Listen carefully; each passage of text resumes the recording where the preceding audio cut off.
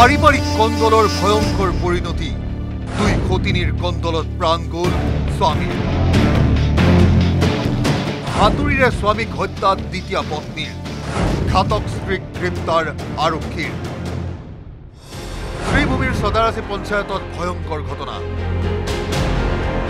বুধবাৰে পুৱাতে পোহৰলৈ আহিল জঘন্য কাণ্ড শ্ৰীভূমিৰ সৈয়দপুৰত তেজেৰে তুমুৰলি এজন লোক নাম তাজউদ্দিন পত্নীৰ প্ৰহাৰৰ ফলতে প্ৰাণ গ'ল তাজউদ্দিন নামৰ ৬০ বছৰীয়া লোকজনৰ মঙলবাৰে নিশাই ঘটিল অনাকাংক্ষিত ঘটনা পুৱা পাতিতে পৰি ৰ'ল তাজউদ্দিনৰ নিথৰ দেহ ঘটনা সংঘটিত কৰিয়েই পলায়ন স্বামী সন্তা চাইনা বেগম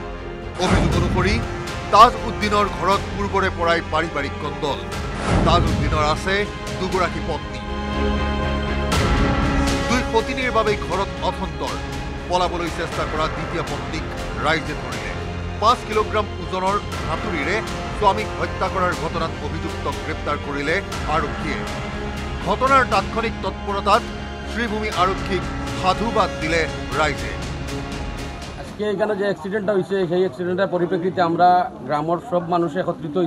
হয়ে আমরা এটা পুলিশ প্রশাসনের মাধ্যমে আমরা বিভিন্নভাবে আমরা এই আসামিটা ধরা সম্ভব হয়েছে প্রথমে আমি করিমগঞ্জ পুলিশ প্রশাসনকে অসংখ্য ধন্যবাদ কৃতজ্ঞতা জ্ঞাপন করছি ওনাদের নেতৃত্বে এত শর্ট সময়ের ভিতরে যে এই যে মার্ডারকারী যে মহিলা ওনাকে অ্যারেস্ট করা হয়েছে বর্তমান পুলিশ কাস্টডিতে আছে ঘটনার খবর পাওয়া মাত্রকে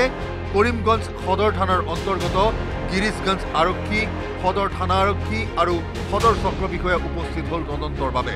ইতিমধ্যে আৰক্ষীয়ে তাজউদ্দিনৰ মৃতদেহ মৰণোত্তৰ পৰীক্ষাৰ বাবে কৰিমগঞ্জ অসামৰিক চিকিৎসালয়লৈ প্ৰেৰণ কৰিছে ঘটনাই সমগ্ৰ অঞ্চলটোত সৃষ্টি কৰিছে চাঞ্চল্যৰ উচিত তদন্ত আৰু ন্যায়ৰ দাবী স্থানীয় লোকৰ এটা ভিন্ন রকম পরিস্থিতি রূপ ধারণ করছে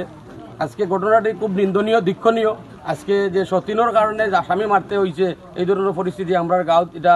কোনো অবস্থায় আমরা মানিয়ে নেওয়া সম্ভব না আমরা প্রশাসনের দৃষ্টি আকর্ষণ করছি ন্যায় পাওয়ার লাগিয়া যে তাজউদ্দিন মারা গেছে তার জান্নাতুল ফেরদৌস নসিব ফরমাক এখানে লাগে আমরা খাস করে দোয়া করবো বিশেষ করে ইসলাম ধর্মাবলম্বী মানুষ হিসাবে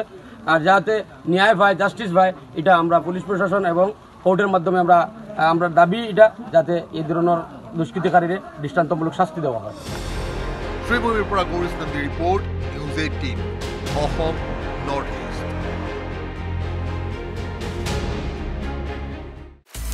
আপুনি বিচৰা বাতৰি পাব কেৱল নিউজ 18 এপত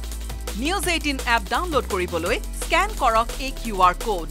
গুগল প্লে ষ্টৰতো পাব এই নিউজ 18 এপ